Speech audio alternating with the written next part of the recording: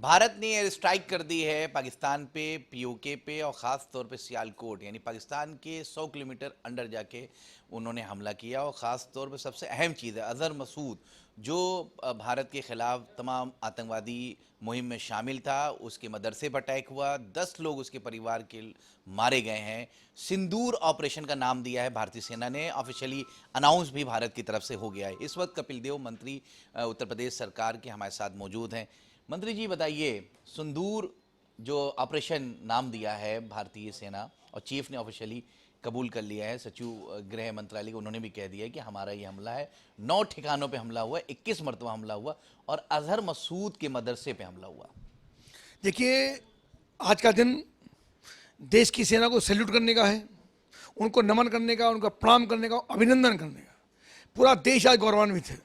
22 अप्रैल को जिस प्रकार से एक शर्मनाक घटना हुई और पाकिस्तान पोषित आतंकवाद ने हमारे 22 परिजनों को उनकी हत्या करने का काम, 28 परिजनों का उनकी हत्या करने का काम हुआ, हमारी बहनों और बेटियों के सामने उनके सिंदूर को उजाड़ने का काम हुआ। पूरा देश हो रहा था, पूरे देश का जो हृदय है उसमें आग झसक रही है। पर मैं सैल्यूट करूँगा सेना को, माननीय प्रधानमंत्री नरेंद्र मोदी जी को, आदरणीय रक्षा मंत्री राजनाथ सिंह जी को, आदरणीय गृह मंत्री अमित शाह जी को, उनकी पूरी टीम को, कि जिन्होंने बहुत जल्दी, यानी उनकी आग चिता की ठंडी भी नहीं हो पाई, उसी बीच में आतंकवादियों के अड्डे ध्वस्त करके अजहर मसूद जैसे आतंकवादी जो आतंकवादियों का सरगना है उनके अड्डों को ध्वस्त करके बदला लेने का काम किया है। एक बड़ा ऑपरेशन आज पाकिस्तान पोषित आतंकवाद के ऊपर हुआ है। निश्चित रूप से आज का दिन बहुत गौरव का दिन है, मैं उनको सैल्यूट करता हूँ। भारतीय सेना ने कहा कि हमने सिविलियंस को टारगेट नहीं किया है, उन कैंप पे हमला किया है जो भारत के खिलाफ आतंकवादी गतिविधियों में शामिल थे। करीबन अंदाज़ा ये लगाया जा रहा है कई आतंकवादी ढेर हुए हैं। ऑफिशियली पाकिस्तान ने भी ये कहा है कि हमारे सिविलियन को टारगेट किया गया है, बल्कि इस तरह की चीज़ें नहीं की है भारतीय सेना ने। अच्छा है कि पाकिस्तान को थोड़ा अकल आ रही है, पर हाँ, मैं जिम्मेदारी से बात कह सकता हूँ कि अभी तक जो समाचार है वो किसी सिविलियन को पाकिस्तान के या पाकिस्तान के सैनिक को अभी छेड़ा नहीं गया। पर हाँ, दोबारा ये बात हम कहेंगे, भारत का ये संकल्प भी है और भारत की संस्कृति भी है कि हम किसी को छेड़ते नहीं हैं, और कोई हमको छेड़ता है उसको हम छोड़ते भी नहीं हैं।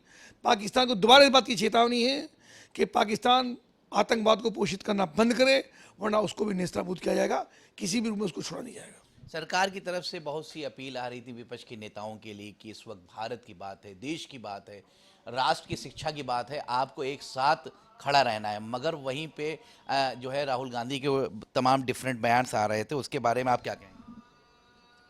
राहुल गांधी विदेशों में जाके भारत की निंदा करते हैं। उनके प्रदेश के अध्यक्ष वो राफेल पर नींबू और मिर्च टांग करके देश के सैनिकों का, देश के नौजवानों का, देश की जो राफेल है उनका, यानी कितना जिम्मेदार गैर जिम्मेदार वो मजाक कर रहे थे, देश के पूरे सैनिक को अपमान कर रहे थे। तो मुझको लगता है कि जो स्ट्राइक हुई है ये कहीं ना कहीं कांग्रेस के जो प्रदेश अध्यक्ष हैं उनकी मानसिकता के ऊपर भी स्ट्राइक हुई है, और ये बदला लेने का काम जो आज हुआ है मैं उसका अभिनंदन करता हूँ और उनका स्वागत करता हूँ। कुछ हमले जो हैं बॉर्डर पे हो रहे हैं पीओके पे, पाकिस्तान की सेना के, उसमें बहुत से कुछ 4 जो है भारतीय जो है उनका इंतकाल हुआ है, मृत्यु हुई, उसके बारे में आप क्या कहेंगे?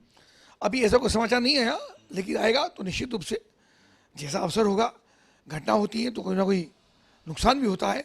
पर असली बात है कि पाकिस्तान को उसके पाकिस्तान पोषित आतंक, और देखिए महत्वपूर्ण बात ये भी है इसके अंदर कि कश्मीर के अंदर जिस प्रकार से खुशहाली आई धारा 370 हटने के बाद, पाकिस्तान ने पर्यटकों का लगभग 2.5 करोड़ पर्यटक पिछले 2 वर्ष के अंदर पाकिस्तान कश्मीर के अंदर पहुंचे हैं। ये खुशहाली का माहौल वहाँ पर था, युवाओं को रोजगार मिल रहा था।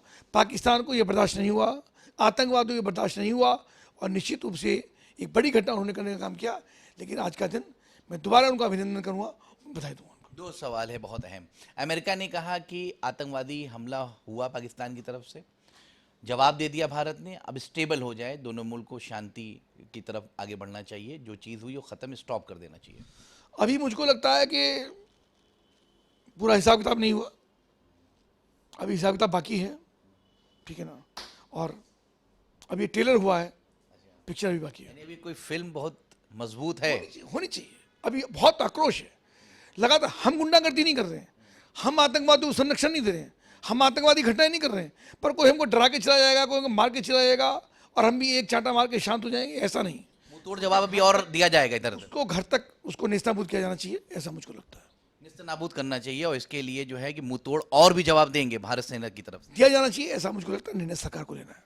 ये थे हमारे साहब मंत्री कपिल देव, जिनका साफ कहना है कि मुंहतोड़ और जवाब पाकिस्तानियों को दिया जाएगा। जिस तरह से वो आतंकवादियों बढ़ावा दे रहे हैं, इस तरह की घटना की घोर निंदा होनी चाहिए और अगर पाकिस्तान नहीं समझा तो और ऐसे हमले हो सकते हैं। कैमरामैन सुमित के साथ रज़ा अब्बास, लखनऊ, जेके न्यूज़।